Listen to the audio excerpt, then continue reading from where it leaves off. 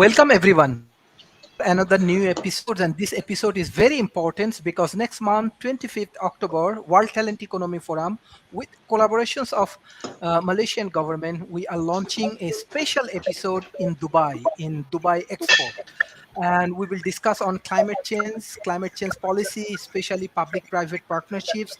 So hopefully, some of the famous peoples and speaker like Professor Fred Philip, uh, Professor David Smith, Mr. Dans, and many interesting persons from our board of advisors. They will join in these discussions. And I request all of our audience, uh, uh, please, please support World Talent Economy Forum initiative. We are trying to grow. We are trying to solving many interesting problems from the local ecosystem. But I directly want to request Professor Fred Philip, how do you want to analyze today's topic? Uh, Good day, Sharif and everyone, and thank you.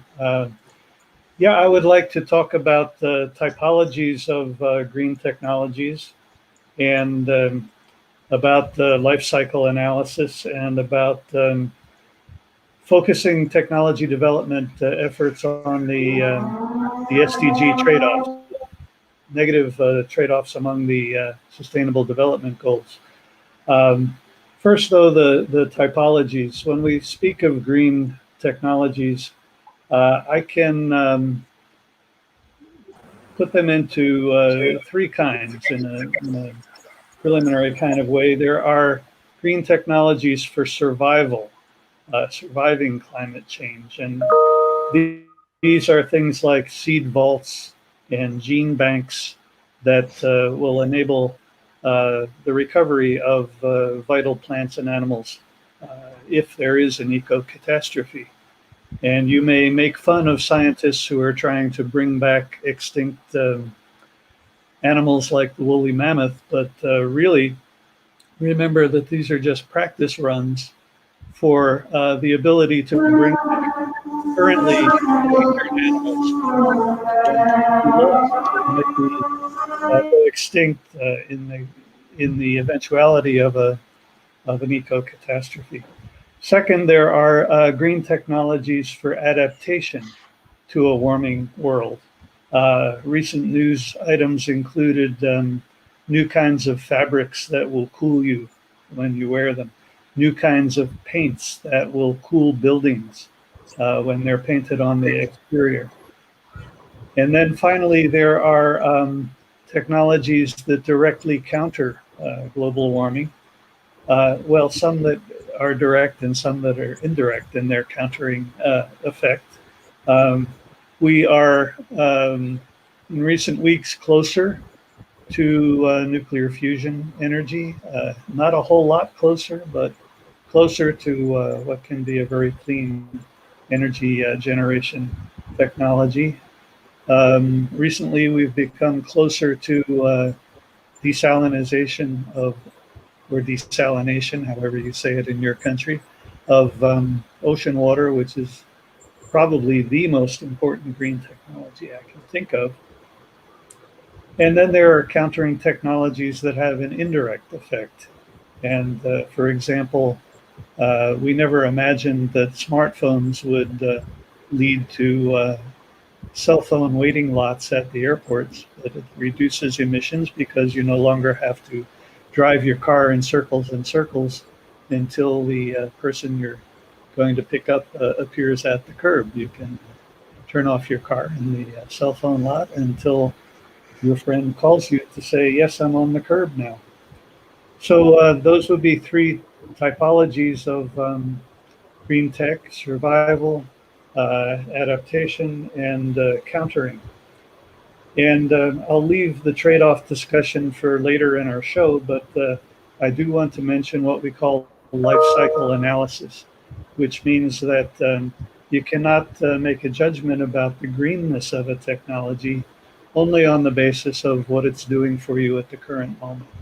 And the big example of this currently is electrification, and specifically electric cars. This is a big push, but if the electricity to charge your car comes from a coal-powered generating plant, then we're really not better off at all. and we need quantitative analysis of the total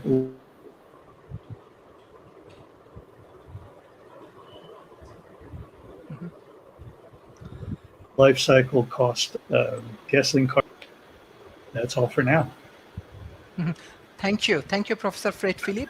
Uh, we have our another speaker, Professor David Smith.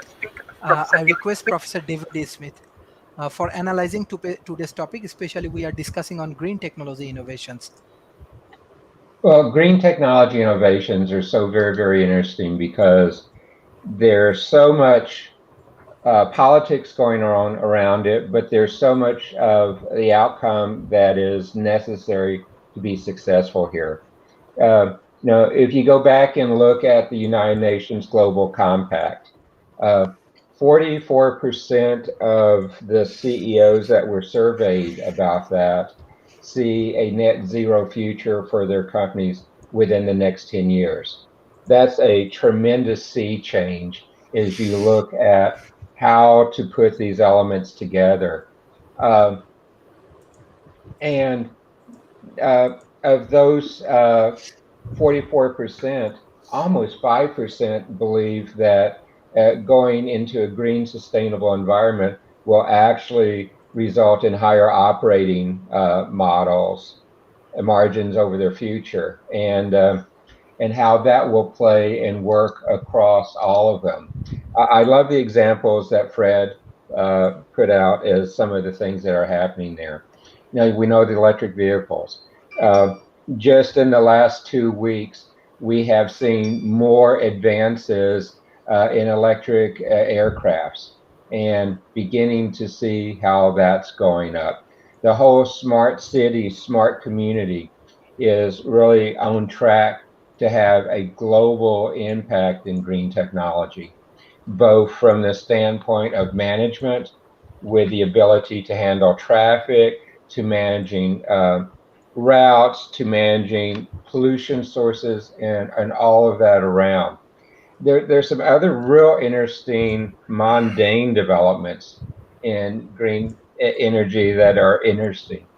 Uh, One of them is a dirty subject, the whole way to look at waste management, human waste management, animal waste management, uh, bioplants to turn that into energy, to turn that into other types of fertilizer, to take those chemicals and use them in different ways. Even out of the biomass plants, you're seeing it being used for medical research. And with some very interesting returns on the investment as you see that going there. Uh, there's a couple of others that are just fascinating to me. Um, One of the other ones is you're seeing a lot of research under the promise of green energy going into how we light our homes, how we light our cities. We've seen really the total dismissal of incandescent lighting. We've gone through various stages going to there. And if I go back into the early sides of science and research universities, there's several other um research innovations that will change the way we light our homes and cities and illuminate from our cars yet again. But the one that kind of has me scratching my head in this whole green environment is there is a lot of research going away from producing semiconductor chips using the materials we use and turning them into wood-based chips and actually putting the circuitry inside of a wooden environment is a way to be more green and sustainable. So a lot of interesting research activities. The economic impact is significant, but having almost half of the major CEOs saying our companies will be net zero by the next 10 years, that's a tremendous shift. Thank you, Professor. Now I request Madam Durga Das. Uh, she is also a innovator and she is also doing excellent work in India. So, what do you want to analyze today, especially when we're thinking about innovations? how you want to define the innovation.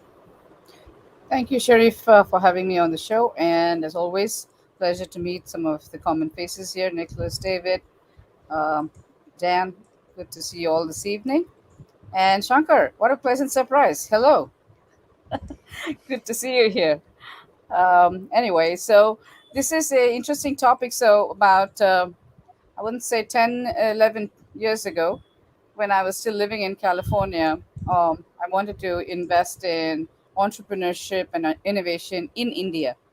And before, and I had a theory behind in this investment, and I wanted to see how I can make these startups succeed, because typically most startups fail, and very few out of, if you have VCCs at 300 or 200 IMs, they invest in 20, about 15 fail, 3 flounder, and 2 probably succeed.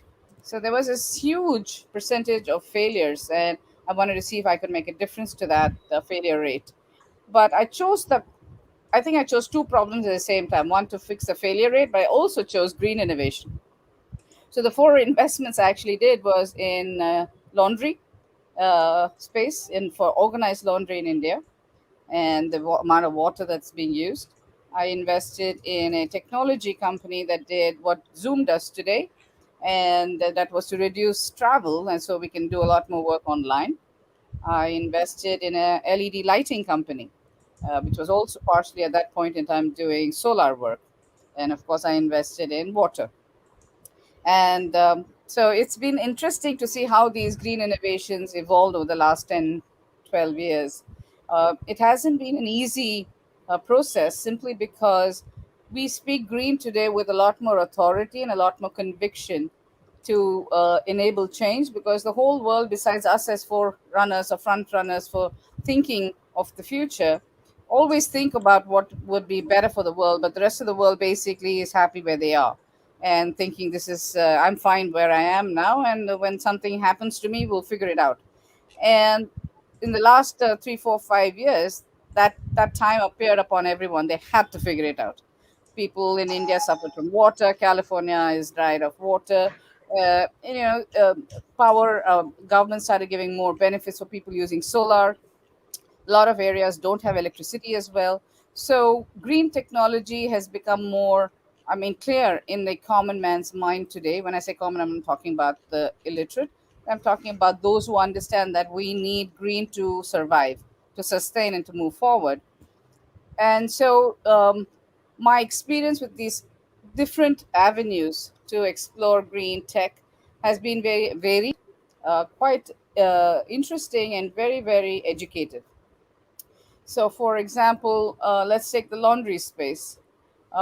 We were talking about organized laundry to help alleviate this use of water, and the which is being done by so many. We have 11 million dobis. When I say dobis, they're people who wash clothes for others in India, and that's in a whole community, and they all have a name for their community.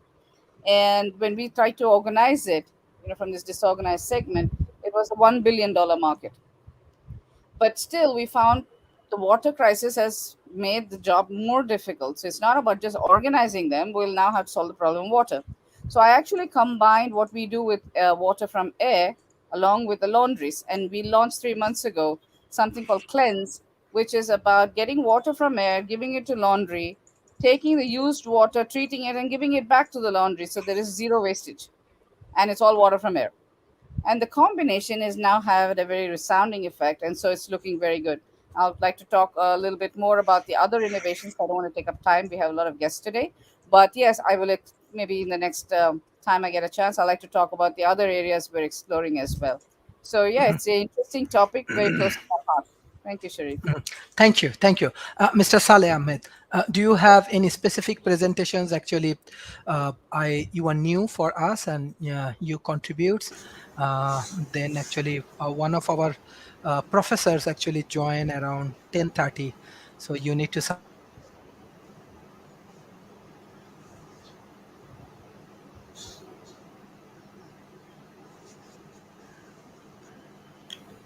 Hello. Is that me? Sorry. Go ahead, Saleh. I Uh, think Sharif okay. is first. Yeah, I think his maybe network malfunction. Okay, so thank you so much, the distinguished speakers. Let me introduce myself. I am Saleh Mohammad Arman. I am working as an assistant professor, Department of Business Administration, University of Scholars, Bangladesh, and my research interest is circular economy and sustainable development. So I would like to thank Professor Sharif for inviting me to say something on innovation. Actually, whenever I get invitation from Professor Sharif, and he told me to say something about green technology innovation. So I would like to say, in relate to with my research interest, that is circular economy. So as you all know, the circular economy is now a recent phenomenon in the field of sustainable development, and in order to ensure sustainability in terms of community, in terms of country, or all over the world, circular economy is now considered as a strong philosophy to make the world sustainable. And in doing so, there are some innovation involved in the process of circular economy. Although in my master's research from Uppsala University, I conducted the responsible consumption and production, that is SDG 12. So actually, there's some innovation involved when and how the end consumers can contribute in the field of circular economy and sustainable development at large. So in doing so, I considered the consumers who actually considered as the end user of a particular food chain, or a particular product life cycle. So the circular economy actually focuses on extending the product life cycle, and in doing so, innovation is needed, because circular economy prefers the endless loop, that is a cradle to cradle features of ensuring the extending product life cycle. So innovation is particularly there from the production process to the end consumer. There are three primary pillars of circular economy, that is reducing, reusing, and recycling. And in all three pillars, innovation is applying in all aspects. Say for example, in terms of reducing, what we need to focus on, we need to focus on to reduce the usage of virgin materials as much as we can, because as we know that the more we use virgin materials, the world will be more polluted, more carbon emission is there. So so the reduction of virgin material is the key in this aspect. In terms of reusing products, what we actually focus on, that we actually extending the usage of product. Say for example, I am using a particular cell phone brand. So after some days, or after some months, or after some years, I am going to purchase a new one. So my old phone becomes obsolete. But at the same time, there are some people who cannot afford to purchase a new cell phone. So they can take it to take it as a reduced product price. That is the second hand product is there. So as we all know, the second hand product has been very popular in the Western world, and also in all of the world. But the fact is that the acceptance of using second hand product is not that much welcome in the South Asian countries. Actually, my research was focused on my home country, that is Bangladesh. So we saw that there are some actually taboo of using second-hand products. So the technology innovation using social media, that was my focus on my research. So the innovative activities in this using social media, we can accelerate the circular economic philosophy, and actually it results with the usage of sustainable development. So definitely, technological innovation is important, not only in the field of circular economy, but also over the sustainable development at all. And if we consider the recycling phase of circular economy, so the technological innovation is also there for the efficient and effective usage of uh, materials that we can exactly turn over, and at the same time we can reduce the dependence on virgin materials. Actually, the if we consider the eco innovation, there is a new term that has been extensively used by the circular economy experts. So the eco innovation mainly focus on the extending on how we effectively and efficiently produce and execute circular economy philosophy all over the world. So, eco innovation, the term mainly focuses on then to ensure both three pillars of sustainability. So there are three pillars of sustainability, as we all know: the people, planet, and profit. So the eco innovation focus on accelerating those three P's simultaneously. And eco innovation, we consider such innovative technologies or innovative ways of doing things that our overall our overall activities of ensuring circularity and and ensuring sustainability at all.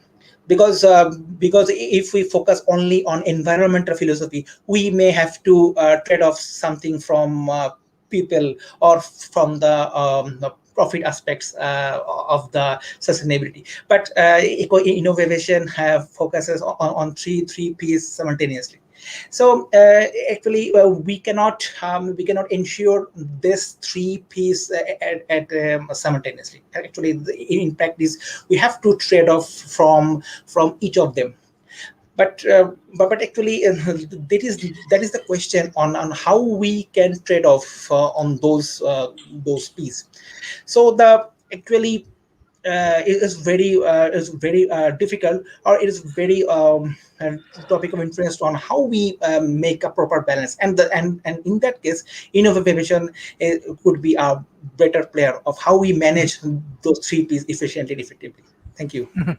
Thank you, Mr. Saleh. Actually, we are trying to encourage some new researcher like you. Even today, actually, in Tanzania University, they're starting research on talent economy. So those who want to do research and PhDs, we have our world famous speaker like Professor Fred Philip, Professor David Smith, and we have our universities and other things. So we want to support and. Even today, just we started the talent economy research. We will support them with all of the research initiatives. So anything you need support from World Talent Economy Forum, definitely you can get from us. Just after 7 minutes, actually, another professor will join, and we have our limitations. So Mr. Saleh is a today new researcher for World Talent Economy Forum. So if you leave, then Professor Paul will join. So thank you for your presentation. I just want to encourage some new Thank you. researcher like you, like through this way, maybe we can integrate it with the new communities and the new peoples. And thank you for all of your discussion and all of your input for today's discussion. So I directly want to request Mr. Thank you so Dan. much. So how do you want to analyze today's topic, especially green technology innovation? Thank you again, Sharif. Glad to be here. I'm thinking that we can divide the question into a few categories. One is our personal innovations in green technology. Second would be our community or neighborhood level. And then I'd like to have us start thinking in terms of the watersheds that we live in. The watershed is basically a topographic feature that's a drainage basin. When rain falls down, it ends up in a water body, like a river or lake or the ocean. and you can. I'm actually in a watershed called the Cayugas Creek watershed, and so learn about the name of your local watershed, because practically all watersheds right now are impacted by human activity. One thing we do very badly with our water management, and this is a water planet. It's kind of funny, we call it Earth. It's mostly water. We should maybe call it water planet. But we create hardscapes, and when it rains, that water just sheets off into the ocean, and it carries with it a lot of toxins from the hardscapes. There's really no chance for the aquifers to recharge. If we had permeable pavers, which it's possible to do that with your city, that will allow the rainwater to recharge the groundwater. Very important right now. So we're feeling this in the West here with the Colorado River getting so low, they might have to shut down Hoover Dam, which is a very big hydroelectric generator. So water is incredibly important. And a lot of permaculture design involves contouring the landscape, so water retains and it self-irrigates what you're trying to grow. So I think you can use permaculture in a household level and also in a watershed level. You can use things like GIS, which is a geographic information system, to map all these different factors that are going on. Each information layer. There's an open source version of GIS called QGIS, which is very popular.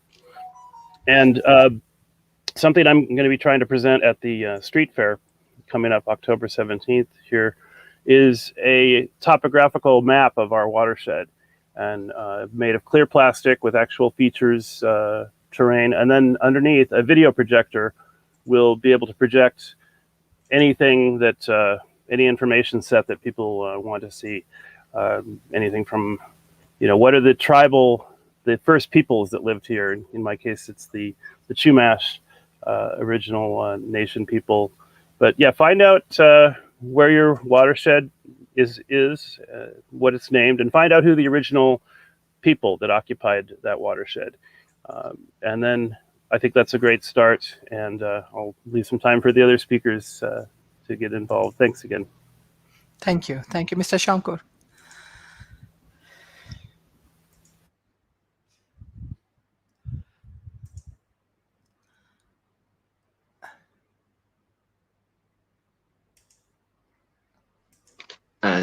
Unmute your mic, sir.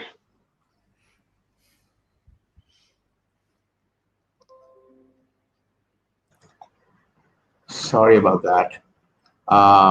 It's a very interesting topic and close to my heart, because I work with the UN Global Compact and align whatever possible with their vision.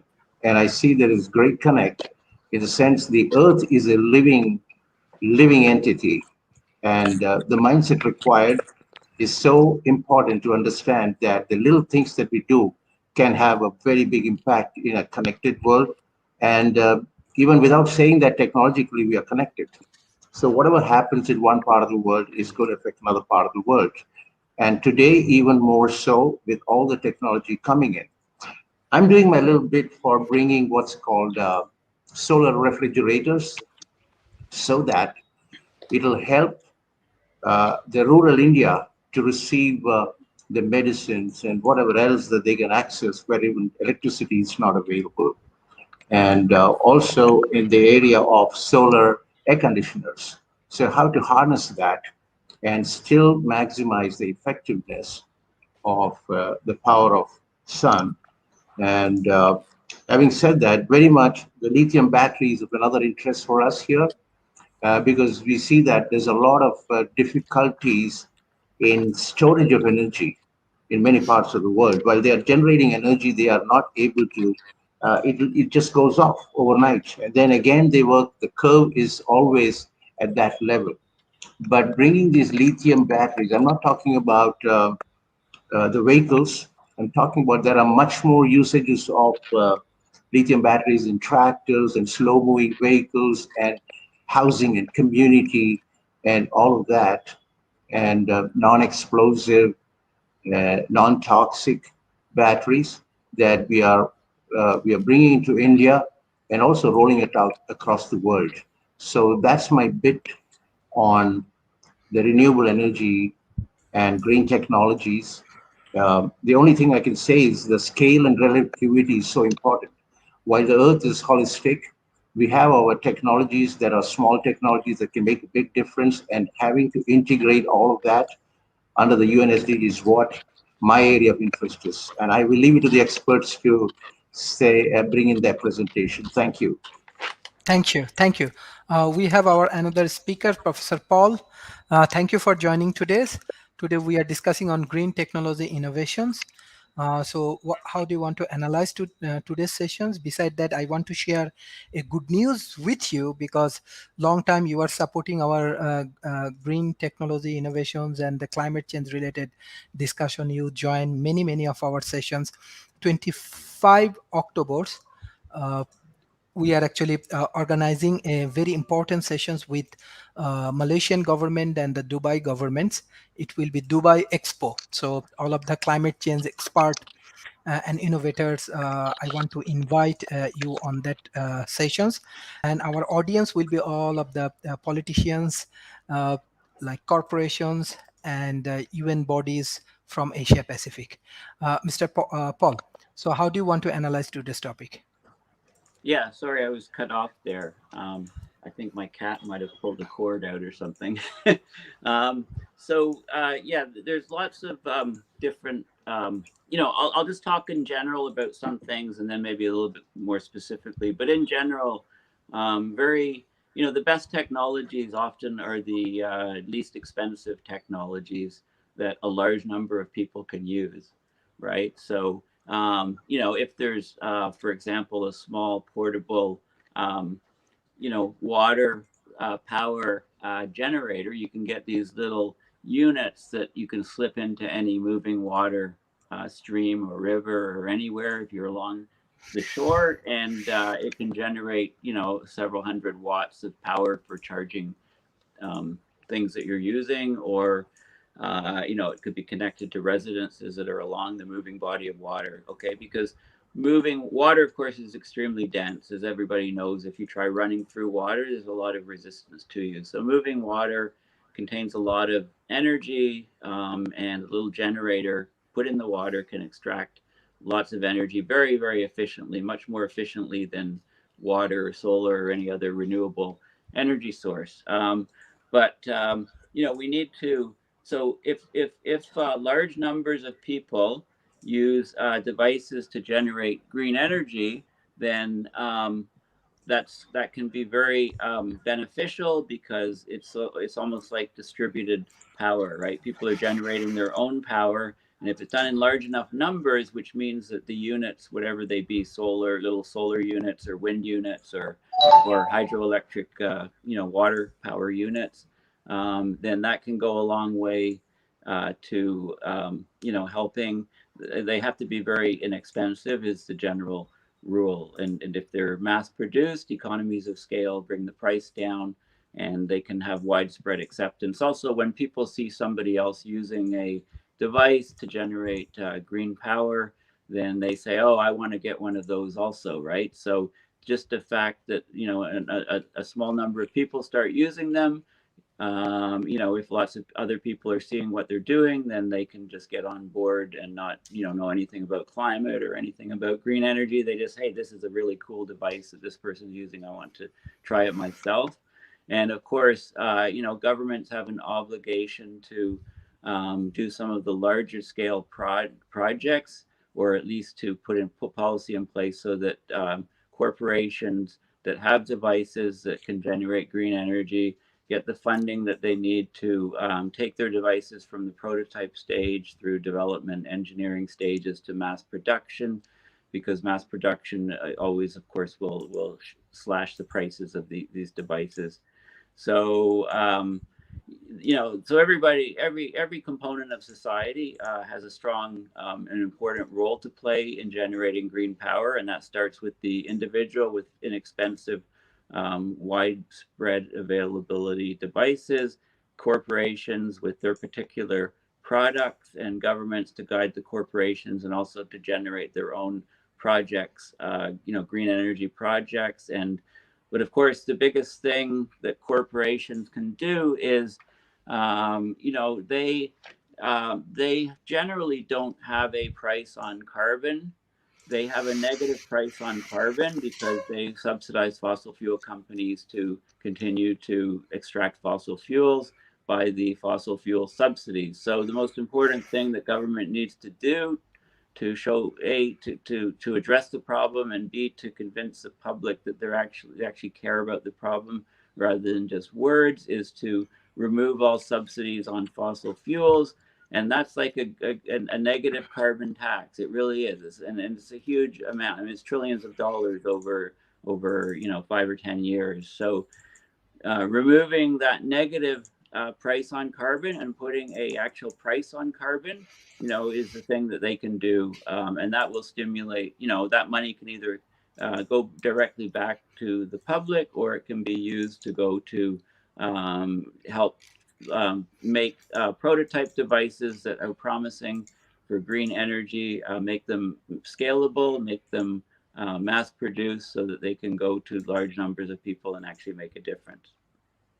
Thank you, Professor. We have our new friend, Mr. Siddharth. So how do you want to analyze today's topic? Hello. Yes. Hello. Yeah. Yeah. Very good evening to all of you. Thank you so much for letting me participate in your August forum. I thought the best way I can sort of add value to you is sort of do a postmortem of what is happening in our country, India, which has a fairly large scale of solar, and in that the innovation component obviously plays a very important role. The first thing that we are happy to share is that in the last 1 year, you see they have been two programs. One is the utility scale programs, which is essentially large corporations participating, and there have been rooftops, which are distributed solar programs. But a third stream emerged with the government thinking is that the tail end of the voltage, wherever the voltage supply reaches the tail end, where the substation infrastructure is at the very lowest. It is typically 11 kV to 66 kV in our country, 33 kV in certain states. So they introduced what is, the farmer scheme essentially, and in that half a megawatt to 2 megawatt of last mile, solarization has been encouraged. And some of the states have taken this up. Some of the states have also tried to make it into a small entrepreneur scheme.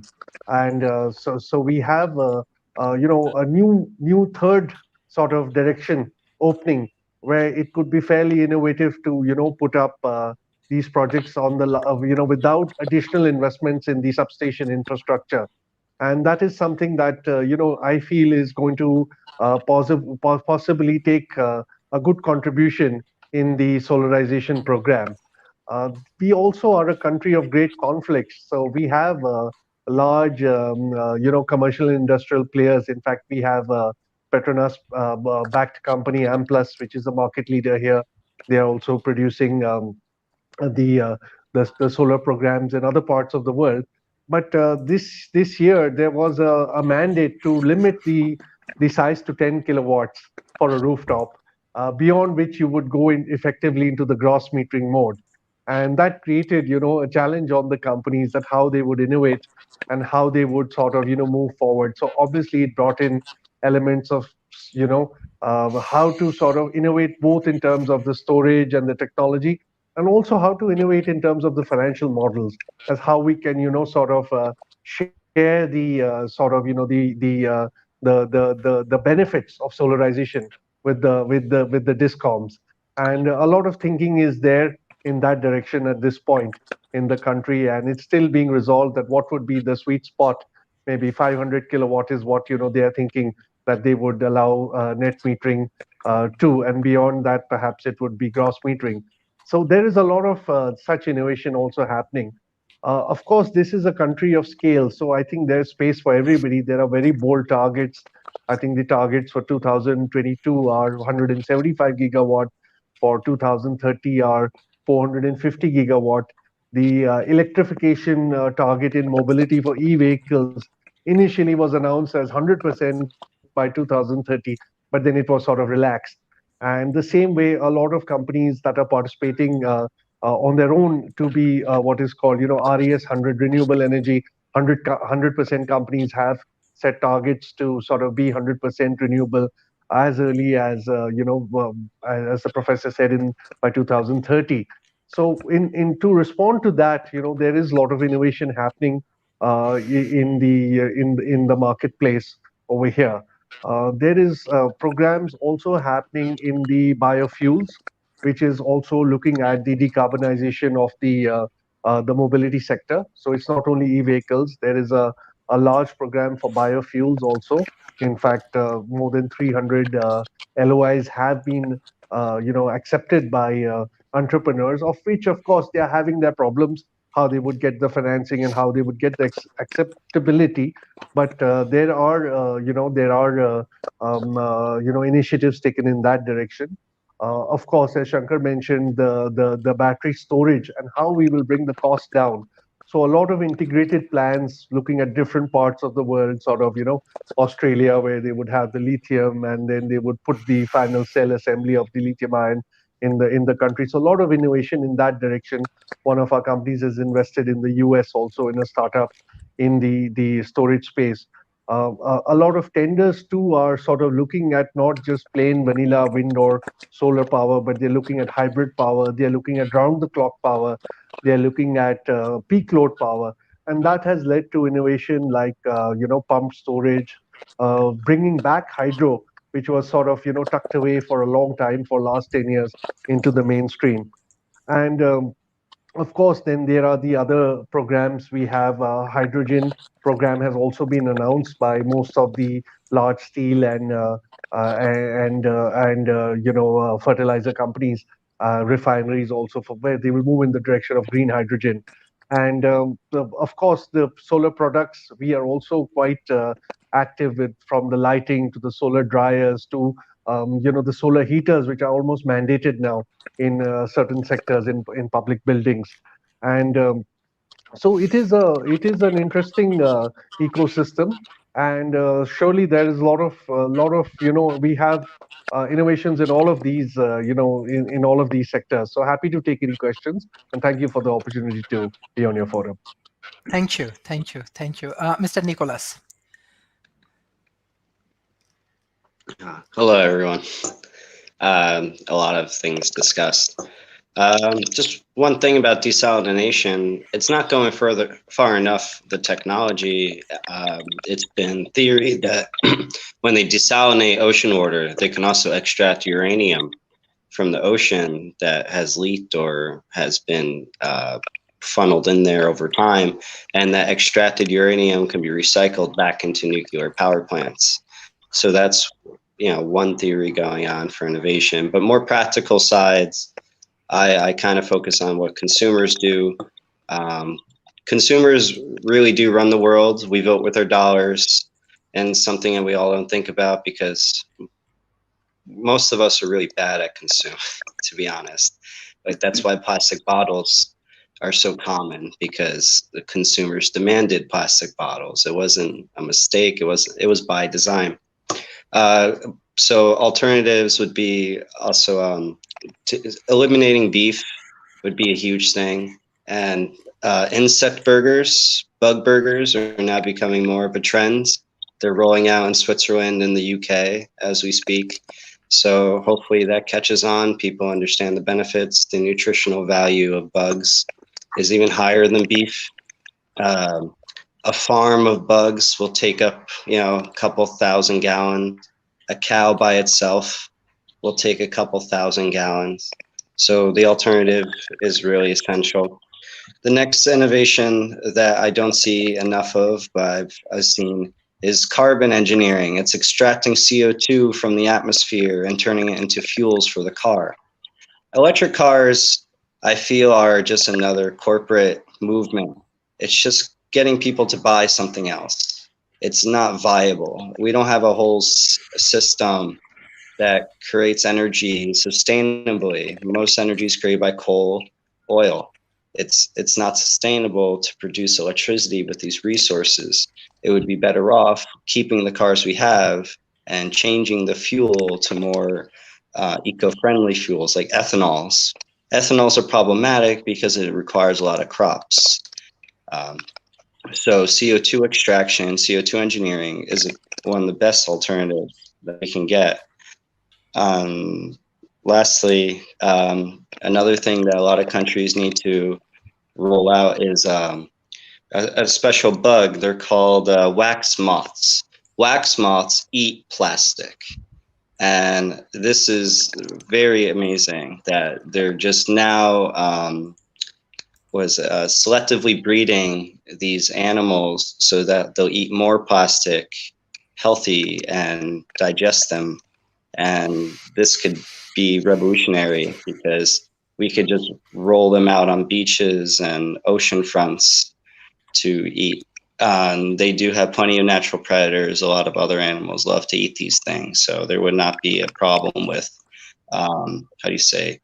animals becoming too numerous. I forgot the phrase. Yeah, so those are the ideas I've read about recently. I hope I see more of it roll.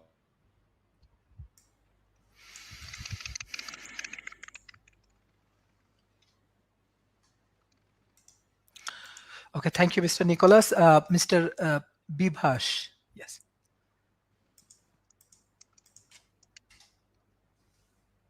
Can you unmute? Yeah. So thank you so much, Sharif, and it is always a pleasure to join such a forum where you are discussing the demand or the necessities of the next generations, and the green technology is one of such a topic where the whole world is eyeing on. The 17 SDGs focused on this kind of topic, or there are a lot of initiatives being taken by any top universities. Me as a strategist or a finance evangelist or maybe fund or a fintech guy, I look at this thing in totality in terms of design thinking approach, where you have the Western world, you have the Eastern world, and you have a divide in terms of, on the one side, the research and the innovation lies in the top universities, the patents or the licenses and all the IPRs. And unfortunately, it is not getting distributed or commercialized for the use of the common man. So, what I was thinking is that, why can't, I mean, the world is moving towards the platform economies. And if we talk about, the innovation platform economy, which means that, the professors or the, startups or the students are innovating, creating their IPRs. And, on the other side, the commercial entities, the governments, or maybe the people who want to monetize this research, they are hungry for such an innovation, but they don't have an access to one single platform where exactly, if somebody is working on plastic, they don't know that, what is the green technology available in plastics. If somebody is working on water, they don't know, where is the green technology. So, it requires too much of, one-on-one connectivity or, with the researchers. But there are such, the need is that to create the complete platform economy for innovation exchange. And, even if the World Bank, started the something called, Green Technology Fund, but, I mean, that one pharma company, when they come out with the vaccine, they spend billions of dollars. The World Bank is talking about maybe $1 or $2 billion innovation fund. It will not lead to the, large innovations. So, more connected approach in terms of one side, you have a, huge innovation fund available for the researchers like our friends, The second side is that once the research is there, it has to go to the market through the credible platform for the commercialization, for the monetization, and for the purpose of reaching to the common man. Okay, so that's the innovation exchange platform, which is definitely need of an hour.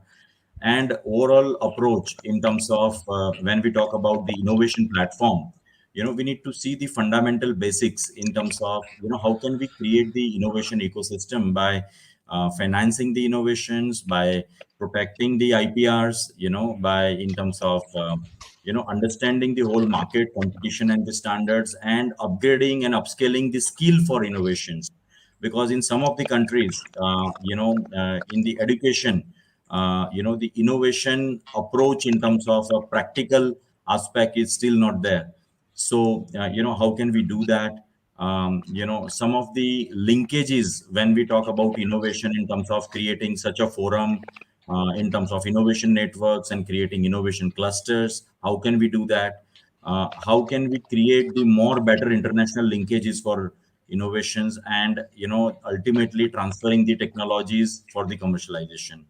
Also, there are different usage of these innovations as we speak, because the individual firms or entrepreneurs are using the innovations, but at the same time, the state-owned enterprises or the public sectors, government sectors are also using the innovations. But the access to this actual origination of the innovation, and then taking that innovation to the last mile, that's the need of an hour as per me. And overall approach in terms of different themes we can look at in the entire platform, that we can thematize. We can have few themes like the green innovation approach, or how can we make it this entire innovation as an open source platform. We can use it like open science basically. So and also because the inclusive innovation approach is not there, because sometime some people are donating in some of the universities and they have exclusive access to the innovations, and then ultimately those exclusivity, where they are not actually, they're putting up those projects on hold, and that real innovation is not getting commercialized and not reaching to the common man. So such kind of a innovation platform which will have a funding capability for the huge research expense, R&D expense, especially in the semi-developed or underdeveloped countries. Also, it will have the connecting engine between the ecosystems, places, and the between the buyers and sellers of the IPRs. And it should have a regular real-time statistics, should be coming out from the platform innovation research council or something like that, where what is the real-time data analytics on each and every green technologies.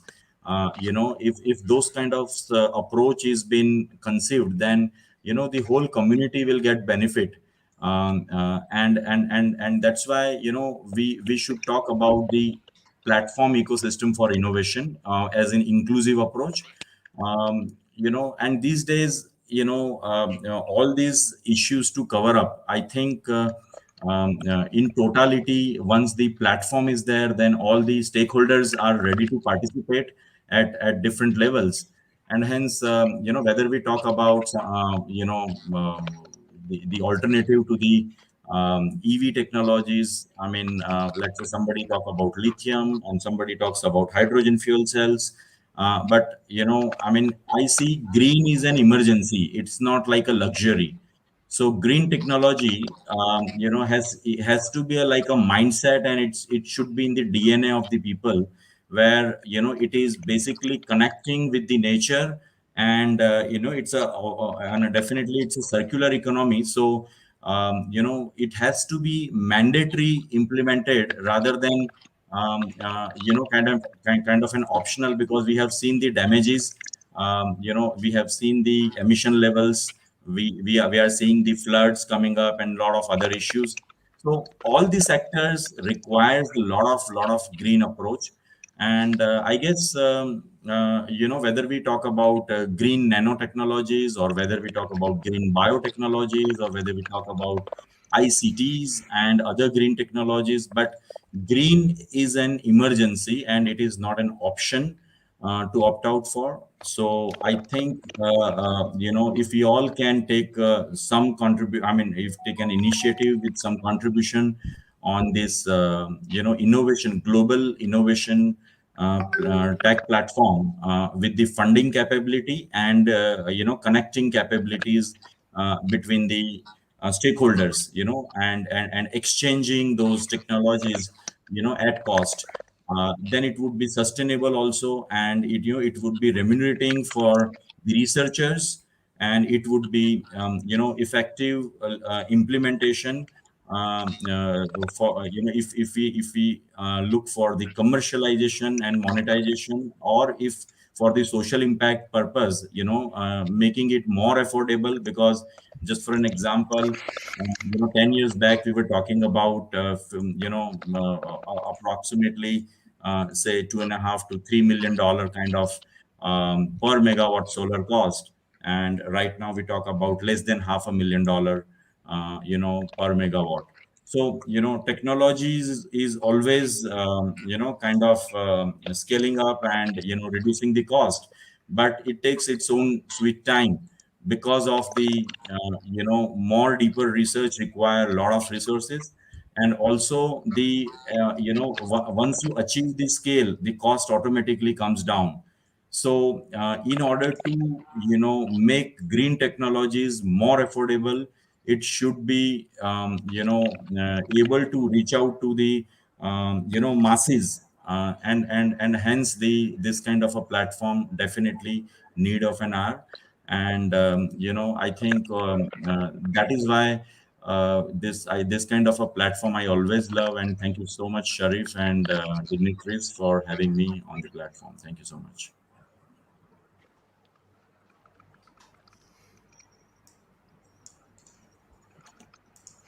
Thank you. Thank you. I directly want to go for the concluding remarks because today we have many of our speakers actually join, more speaker actually waiting, but we have to finish our sessions. I want to request first Professor Fred Philip, what's your concluding remarks? Beside that, many speakers bring many interesting points, especially for innovations. How we can utilize the innovative ecosystem in the global platform. It's over to me, Sharif. Yes. Yes, thank you. David mentioned the problem of lighting cities. Now, as I have, I'm sure you've been on an airplane from time to time, and as you approach your destination, you appreciate the wonderful display of city lights below you. But let's ask why. Almost all of those city lights are meant to illuminate roads or walkways. Why should you see it from the air? Think of all the wasted megawatt hours of directing those photons upward where they're not needed. It seems like some simple reflectors could take care of that problem and allow us to use much lower wattage for safely illuminating streets and sidewalks. And speaking of airplanes, I'm happy that we're having this forum online, because I used to joke that 80% of worldwide emissions are due to policy wonks flying to sustainability conferences. I'm glad we're not doing that. But mainly I want to remark on the trade-offs that Salah Aman referred to. I started focusing on the trade-offs among the Sustainable Development Goals some years back, and now there is a very substantial scientific literature on the trade-offs. And let me give you two examples. Sulfur compound emissions are terrible for your health, but they actually cool the atmosphere. So they are harming the health SDG while aiding the anti-climate warming SDG, the environmental SDG. Another example is if we give all of our students e-tablets to study from, we are saving a lot of trees by not printing textbooks, but we are causing a lot of strip mining and sometimes child labor to extract the materials that are needed to make these tablets. So when we advance one SDG target, we are often retarding another. Of course, there are synergies among the SDGs as well, but there's also a significant number of these negative interactions. So what this suggests is that we should, at the policy level, direct our technology development efforts to developing technologies to reduce the magnitudes of these negative trade-offs.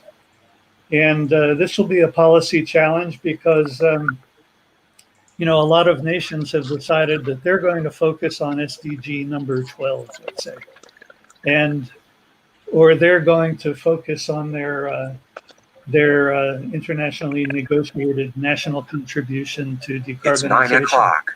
And if you focus on just one of these SDGs without considering how progress on it might reverse or retard progress on another SDG, you're really not solving the problem here.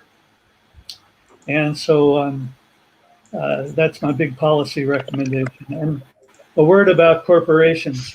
Yeah, corporations are signing these long-term pledges, which are really non-binding. There's nothing to penalize them if they don't perform on this. And the financial markets are pressuring the corporations to do only one thing, and that's to achieve short-term profits. So as I think I mentioned in one of our previous shows, we have a lot of CEOs who are looking to maximize shareholder value, I'll put in air quotes, in the short term, and then think about greenness in the long term. But given the latest IPCC report, the climate change problem is so urgent that corporations, well, you cannot make a distinction any longer between short term and long term. The problem is now. And well, I think I've made my point, and thank you for your attention. Thank you. Thank you, Professor Fred Philip. Professor Paul, what are the concluding remarks for today? Yes, I think we need to innovate.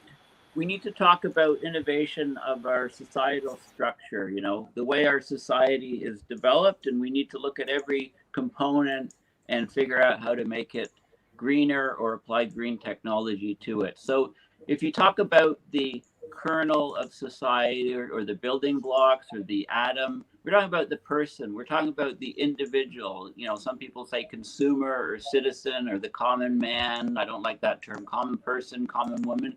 You know, it's you and me as individuals, what we can do. And that we often talk a lot about that. But, you know, when you have moving up the hierarchy, you know, you can have two people partnering in a project or a few people, a small group of people. You know, how can you use the expertise of each other to get green innovation and technologies? And then moving up to that, we have maybe community groups, you know, people getting together with their community groups and putting solar panel on rooftops or lobbying the government, you know, a level of government or whatever. And then above that, of course, is cities. You know, many cities around the world are doing more than just about any other group or entity of people to green. And that's very important because cities are one of the largest sources of fossil fuel emissions. And then if you combine cities into regions, you know, that would be either provinces or states. And then, of course, beyond that is countries, you know, and countries going to the UN conferences to set policy, etc. And then above countries, of course, is the global planet, the whole planet as a whole. So we need to look at all of these different levels and change the structure of what we do so we green things. And how we organize society is also very important. So, you know, we have corporations. I mean, that could be two people. You know, it could be at the partner level, or it can go right up to massive corporations. But it's generally below the city level size. And then, of course, if corporations get bigger than governments, it's a huge problem because they don't have the best interest of the people in mind. They have their own interests, their short-term interests, as was just mentioned. And then, we have different levels of government, of course. We have the city governments, and they're doing an awful lot to, address climate change with green innovation. Then we have the provincial or state governments, regional governments, and some of them are doing good things, but we're not all rowing in the same direction. We're not all on the same team. And of course, then we have federal governments, and then federal governments. There's often a lot of overlap between the different federal, municipal, and provincial or state governments, and those overlaps can cause a lot of bureaucracy and prevent things from being done. So I think we really need to talk about innovation at all of these different levels of society. Not I mean, as I said, there's an overemphasis on the individual. What can the individual do? And the individual is only the atom of society, or the kernel. Of course, there's all of these different structures and different scales, and we need to look at all of those.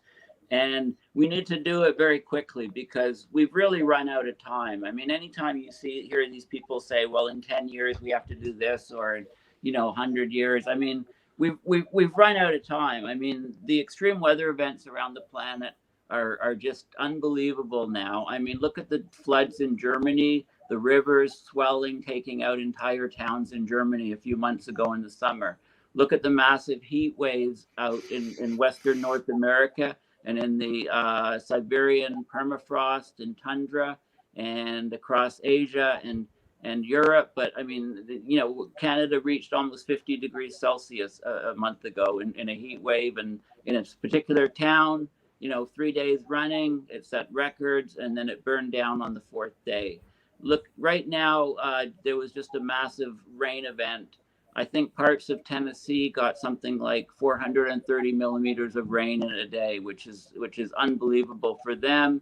And the water has to go somewhere. It ended up creating rivers and streets and cities, and I think displaced huge numbers of people. This is breaking news right now as we speak. I mean, every day we're getting climate disruption, climate mayhem on the planet. We've run out of time, and we need to treat this as an emergency, as a global emergency, and it needs to dominate the news. Okay, I mean, in Canada right now, our news is dominated by Afghanistan. As bad as Afghanistan is right now, climate change is affecting everybody on the entire planet. It's not one country.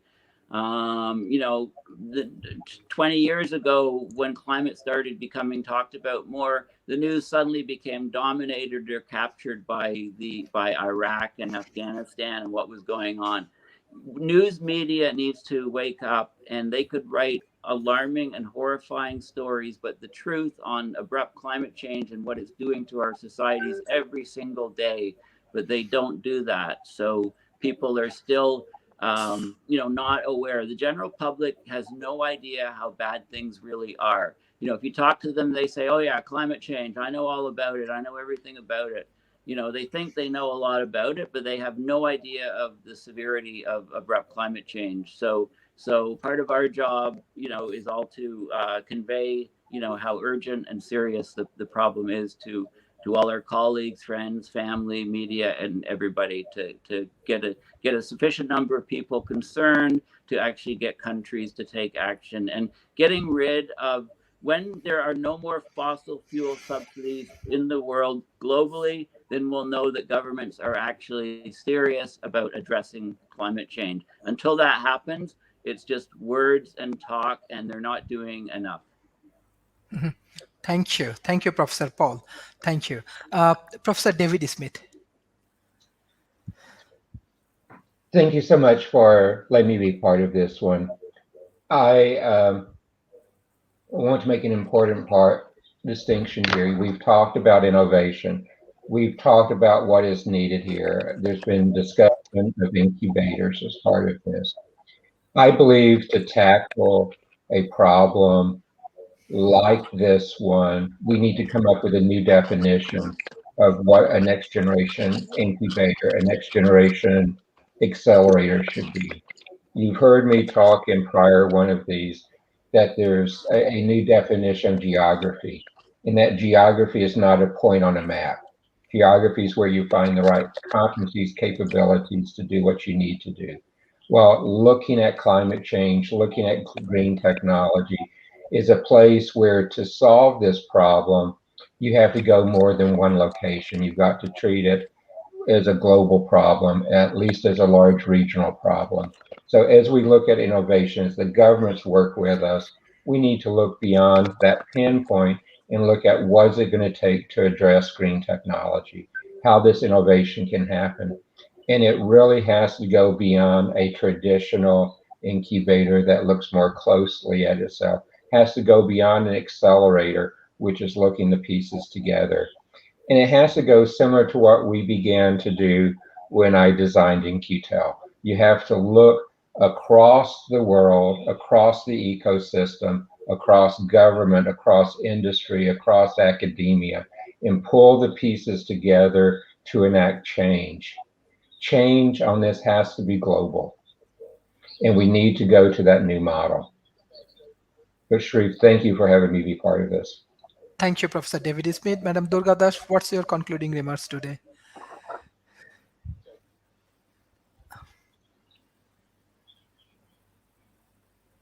I forgot unmute. There you go. Sorry. I need an alarm button to say unmute. I keep doing this. Anyway, so I know you've run out of time, so I'm going to keep it short. We've been talking about getting green tech at low cost and to people who can afford it. I think it's a very important statement that was made. I'd just like to share a little bit about what I'm doing with some really fine institutions here in India. IIT Chennai, IIT Kharagpur, and NIT Kurukshetra with the Department of Science. And these are all like superior educational institutions. I'm sure you've heard of the IITs in the West as well. And we get a lot of good minds, brain power from these institutions. So we've been working with them on as an industry partner, being in the business of generating water from air to see how can we get water from air but at a low cost for village homes, right, without any power. And so we've been working with multi-organic frameworks or MOFs, and we've been working with solar energy, and we have little systems that can would require very low maintenance and can produce 4 to 5 liters of water at an extremely low cost to village homes, and which are typically off the grid, have no access to clean water, and have women and children walking several miles to collect dirty water actually from whatever ponds or wells they find.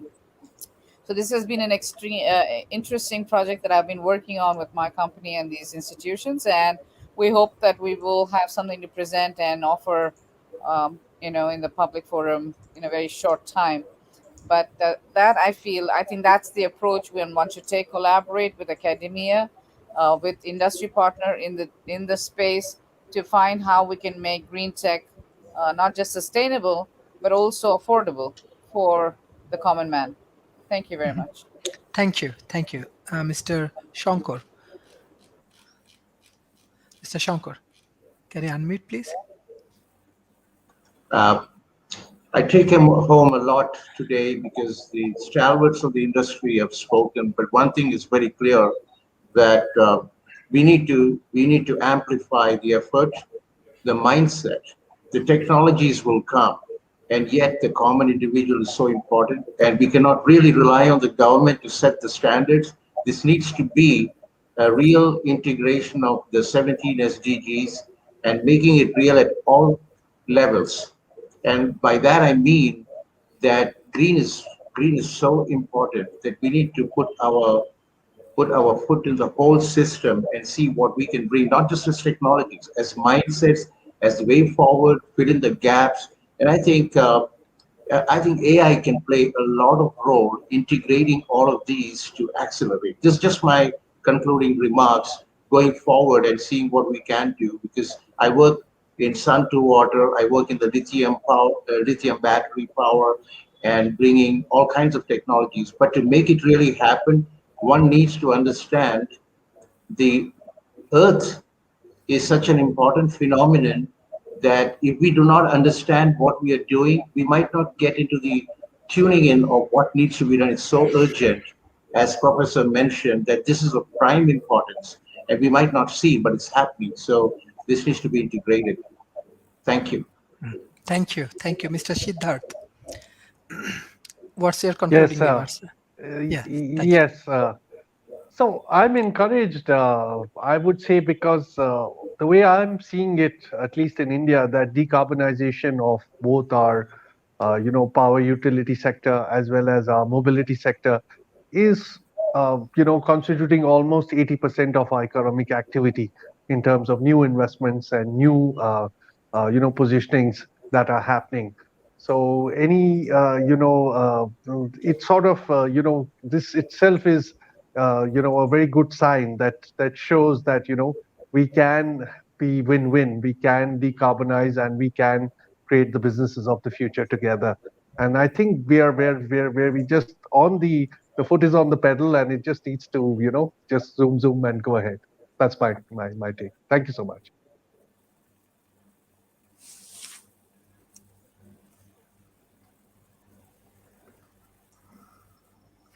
Thank you, Mr. Dan.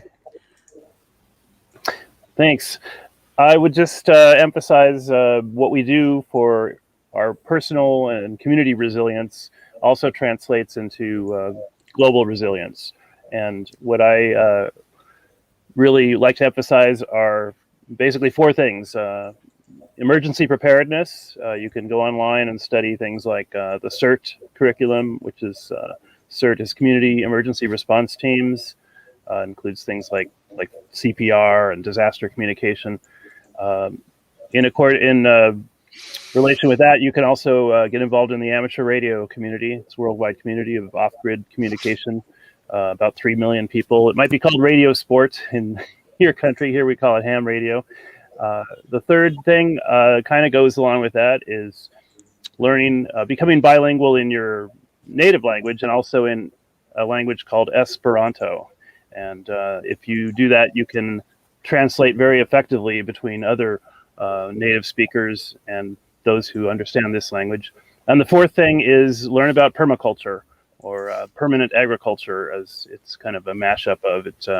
It's a way of creating food forests that are self-sustaining with very little need to irrigate or turn the soil over. And I think between those four things, emergency preparedness, amateur radio, Esperanto, and permaculture, if we had those four skills spread worldwide, we could have an amazing quantum leap in global resilience. And thanks again. I'll be talking about that more. Thank you. Thank you, Mr. Vivash. What's your concluding remarks? Yeah, I think most of the discussions has covered the need and emergency of implementing and executing the green initiatives. It is no longer remain as option. It is no longer remain as luxury, okay, or something to increase the corporate valuations, okay. So the right approach is inclusive and comprehensive end-to-end. We need to create, and it should be covering the academia, right from the primary to higher secondary to universities. The mindset has to be trained for day-to-day life green approach. Then any industries should adapt easily, because there are even in there also there are two approach. One is that how can we convert my existing industry into the green industry, and then how can I take the new initiatives easily, at lower cost and affordable to the common man. How can I take the new initiatives? Same way in the existing cities versus smart cities. So if I have the cities which is completely polluted or completely non-green, how can I convert the non-green cities into the green city, and then I talk about creating the new smart cities with the completely green approach. And same goes for the rural economies also, but there relatively the damage is lesser than the urban economies. So the need is that the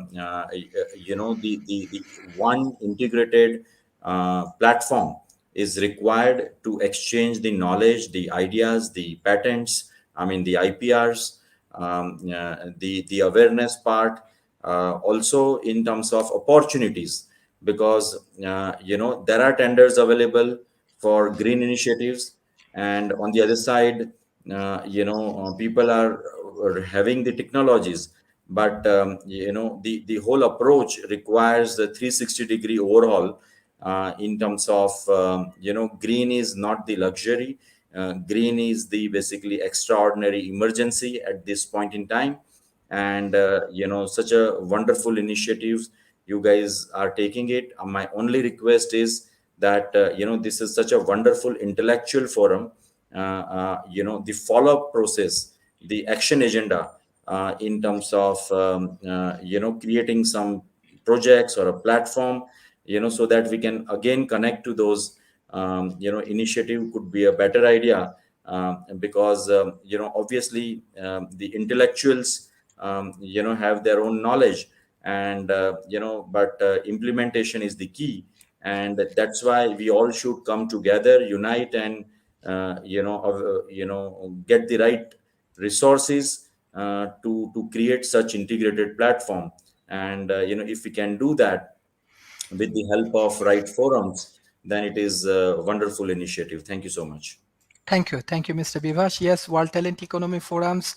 After 1 year of initiative, we start our university projects in Malaysia and Paris. Beside that, different governments and the public-private projects, we are also taking initiatives.